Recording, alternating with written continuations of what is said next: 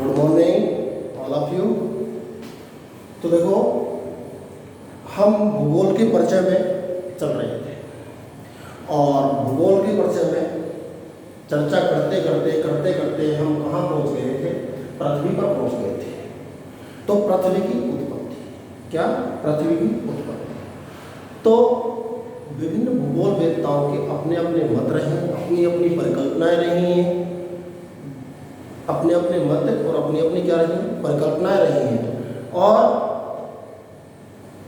आरंभिक जो मत रहे थे वो भी आपसे चर्चा करेंगे। कुछ भूगोल वेत्ताओं ने क्या क्या मत रखे हैं वो भी चर्चा करेंगे। आधुनिक मत क्या रखे हैं वो भी चर्चा करेंगे। और आपके सिलेबस में जिन्होंने चर्चा किया है वो ये भूगोल वेत्ता है।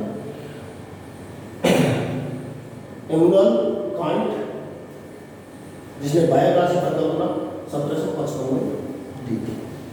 बायोग्राफी की परिकल्पना कब दी थी? 1755 में दी थी। लाप्लेस न्यायिका परिकल्पना दी है 1796 में। और जेम्स ने ज्वारीय परिकल्पना दी है 1919 में। और चैम्बरलेन ने ग्रहण परिकल्पना दी है 1905 में। तो ये भूगोल वेत्ता है और इन्होंने अपने प्रमाण भी रखे हैं।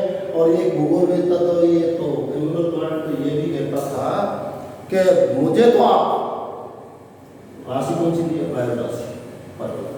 मुझे तो आप पदार्थ दे दो और मैं अभी पृथ्वी बना के बता दूं। और मैं इसके मत से सहमत था।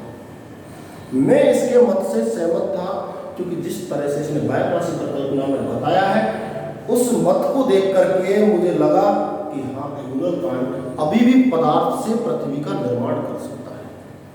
पृथ्वी का क्या कर सकता है? निर्माण कर सकता है। तो अपन चर्चा करते हैं पृथ्वी की उत्पत्ति कैसे हुई है। ये एक बार देख लो आप।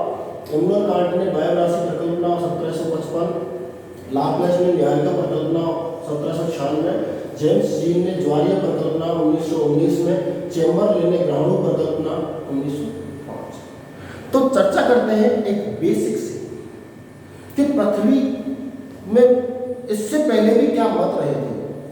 तो कुछ भूगोल वेत्ताओं का कहना था कि जो पृथ्वी की उत्पत्ति हुई है, पृथ्वी की उत्पत्ति हुई है जिसमें ये भी शामिल है भाई साहब इमैनुएल कांट महोदय, मैंने पहले भी कह चुका हूँ। इसने ही कहा था कि तुम मुझे तत्व दो, मैं पृथ्वी की रचना करके दिखाऊं। बहुत शेर शायरी पढ़ते हो ना, तो ये देखो इमैनुएल कांट को ध्यान रखना क्या कह रहा है। सुना था आपने? तुम मुझे खून दो, मैं तुम्हें आजादी देता हूँ। तो वही कह रहा है इमैनुएल कांट, तुम मुझे पदार्थ तो दो और मैं बना दूंगा पृथ्वी। तो पृथ्वी की क्या कर दूं? रचना। तो देखो बायोराशि पता चल रहा है। बायोराशि मतलब बादल बन रहे हैं, संगठित हो रहे हैं, पिंड बन रहे हैं और पृथ्वी की रचना बता रहे हैं। निहारिका, वही निहारिका में झुंड बन रहा है छोटे छोटे तत्वों से और झुंड बन करके क्या बन जाती है? पूरी निहारिका बन जाती है। जेम्स जीन की ज्वारीय परिकल्पना, ज्वार का मीन्स उभार आएगा। कहता है कि भाई एक पिंड गया और पिंड के जाने से क्या आया? उसमें उभार आया और उभार आने से छल्लों की भांति क्या हो गया? रचना हो गई ज्वारीय। ग्रहण हो गए छोटे छोटे जो गोलक होते हैं वो ग्रहण होते हैं और ये गोलक बन करके क्या बन जाते हैं? एक बड़ा पिंड बन जाते हैं। क्या बन जाते हैं? एक बड़ा पिंड बन जाते हैं। तो उसे क्या कहा था? ग्रहण। अब इनको सबको मैं एक साथ समाहित कर रहा हूँ, आपके लिए इजी भी कर रहा हूँ। आप देखना एक नजरिए से आपको अच्छे से समझ में आ जाएगा। ठीक है, तो ये नोट डाउन हो गया, आपको पता लग गया। बायोराशि 1755 में इमैनुएल कांट ने, लाप्लास ने परिकल्पना दी थी। तो ये आपको हो चुका है क्लियर, है ना। तो इसकी क्रम में हम आगे बढ़ते हैं उत्पत्ति के विषय में। देखो क्या है, देखो क्या है। माना कि ये है एक सूर्य है। क्या है? सूर्य। एक सूर्य। अब कोई बायोराशि से बादलों का समूह कुछ भी हो, सूर्य है। और ये जो सूर्य है, सूर्य की जो स्थिति है वो देख लो आप।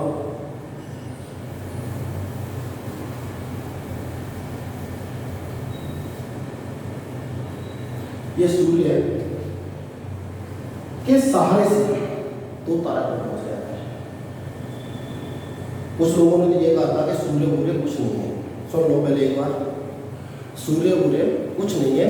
क्या है कि धीरे धीरे धीरे धीरे हाइड्रोजन हीलियम और धूल के कण, और धूल के क्या है कण, धूल के कण धीरे धीरे धीरे धीरे क्या होते हैं, संगठित हो गए। संगठित होकर के क्या बन ले लिया, बादलों का रूप ले लिया। धीरे धीरे धीरे धीरे बादल क्या होने लगे, एक ठोस पिंड बनने लगे। और ठोस पिंड माना कि ये पिंड बन गया, माना कि ये पिंड बन गया, ठोस पिंड। इसमें क्या थी, H और धूल के क्या है, ये चीज। अब ये जैसे हाइड्रोजन हीलियम गैस की मात्रा क्या होती है, कम होती है। क्या होती है, कम होती है। और जब कम होती है हाइड्रोजन हीलियम गैस की मात्रा, तो क्या होगा, एक जैसे एग्जांपल देता हूं मैं, एक दीपक लो आप, लेना आपका, और दीपक को आप थोड़ा सा तेल डाल के चालू कर देना, जला देना, जलता रहेगा। जब वो दीपक का तेल समाप्त होगा, तो समाप्त होने के साथ ही वो एक साथ तेज उजाला करने के बाद क्या होगा, बुझ जाएगा, बंद हो जाएगा। यही प्रक्रिया यहां दोहराई गई थी। हाइड्रोजन हीलियम गैस की मात्रा जैसे ही कम हुई, और कम होने के साथ ही इसमें क्या हुआ, विस्फोट हुआ। और विस्फोट होने के कारण ये क्या हो गया, विखंडित हो गया। जैसे देख लो आप, विखंडित हो गया। और विखंडित होकर के कुछ बड़े हिस्सों में, कुछ छोटे हिस्सों में, कुछ और बारीक हिस्सों में क्या हो गया, ये टूट गया। देख लो आप, एक भाटा लो, एक भाटे को आप फोड़ो, क्या वो समान आकृति के टुकड़ों में टूट जाएगा, नहीं टूटेगा, छोटे बड़े। तो ये पिंड था, ये पिंड विस्फोट के साथ जब टूटा, और टूटने के साथ इसके जो हिस्से बने, कुछ बड़े हिस्से बने, कुछ छोटे हिस्से बने, और कुछ बिल्कुल बारीक हिस्से बने।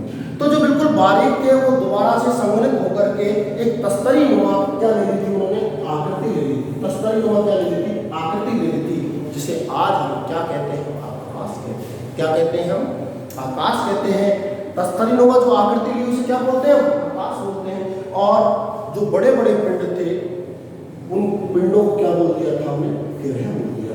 क्या बोल दिया था हमने, ग्रह बोल दिया था। क्या बोल दिया बेटा, ग्रह बोल दिया था। और जो छोटे पिंड थे, उनको वो क्या है, अब ये जो बड़े पिंड थे, ये तो क्या है, ग्रह बोले। और इनके जो छोटे थे, ये इनके चारों तरफ घूम रहे थे, तो इनको इनका क्या दे दिया, उपरूप, तो उपग्रह कह दिया था। क्या कह दिया था, उपग्रह कह दिया था। इस तरह से कुछ भूगोलवेत्ताओं ने अपने मत रखे थे, और एक तरह की परिकल्पना बताई थी कि इस तरह से पृथ्वी की क्या हुई थी, उत्पत्ति हुई थी। लेकिन क्या है, उसका मत मान्य नहीं हुआ एक तारक संकल्पना का। उसके बाद जो संकल्पना आई वो दो तारक संकल्पना आई। और दो तारक संकल्पना में क्या कहा है, देखो, कहा ऐसा था कि एक सूर्य था, और एक वही स्थिति में क्या था, पिंड था, उसी स्थिति। और ये पिंड इसके सूर्य के जैसे नजदीक आया, और नजदीक आने से क्या हो गया, विस्फोट। क्या हुआ, विस्फोट हुआ। और विस्फोट होने से क्या हुआ, खंडन हुआ। और खंडन होने से वही प्रक्रिया हुई जिससे क्या है, 9 तो क्या बने, बड़े बड़े हिस्से बने, 2 3 4 5 6 7 8 इन 9 में से एक जो पिंड था वो भी क्या थी, पृथ्वी। क्या थी, पृथ्वी थी। इन 9 पिंडों को ही क्या कहा था, ग्रह कहा था। क्या कहा था, ग्रह कहा था। उसके अलावा छोटे छोटे भी पिंड, छोटे छोटे भी क्या थे, पिंड थे। वो किनके, इन पिंडों के क्या लगा रखे, चक्कर लगा रखे। उन्हें क्या कहा था, उपग्रह कहा था। क्या कहा था, उपग्रह कहा था। क्या कहा था, उपग्रह कहा था। ये पिंड जो बड़े थे, ये तो किसके चक्कर लगा रहे थे, सूर्य के, उसके नजदीक तो आए थे, तो उनको तो क्या कहा, ग्रह कहा।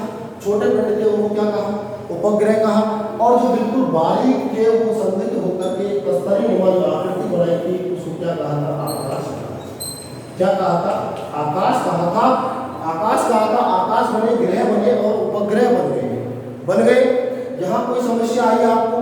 अब सब लोग किसी सूर्य के राउंड कर रहे हैं भाई, ये सूर्य के राउंड कर रहा है, ये इनके राउंड कर रहा है, और तारे भी इनके राउंड कर रहे हैं। तो ये क्या हो गया, सूर्य मुक्त हो गया। ये घर का मुखिया होता है ना पापा, जानते हो ना भाई, पापा के इर्द गिर्द, पापा 5 रुपए दे दे, पापा 2 रुपए दे दे, तो इर्द गिर्द घूम रहे नहीं घूम रहे पापा के, तो पापा का परिवार है। अब मेरा थोड़ी है परिवार, मेरे पापा है तो पापा का ही परिवार क्या रहेगा, देख रेख करने वाले कौन, पापा है, तो पापा ही तो हो गए सूर्य। अब सूर्य के चारों ग्रह घूम रहे, ग्रह के चारों भाई, मान लो पापा के बेटे, बेटे के बेटे, तो ये क्या हो गया, ग्रह, ग्रह क्या हो गया, उपग्रह। अब पूरा जो मामला हुआ, ग्रह उपग्रह ये सारी चीज किसके चारों, सूर्य के, तो क्या कहलाएगा, सौर परिवार। क्या कहलाएगा, सौर परिवार। पूरा मिला के क्या बोल देते हैं हम, सौर परिवार। हो गया परिवार पापा का, तो पापा हो गया सौर परिवार। क्लियर है? ठीक है, मिलते हैं अगली क्लास में। ठीक है, थैंक यू।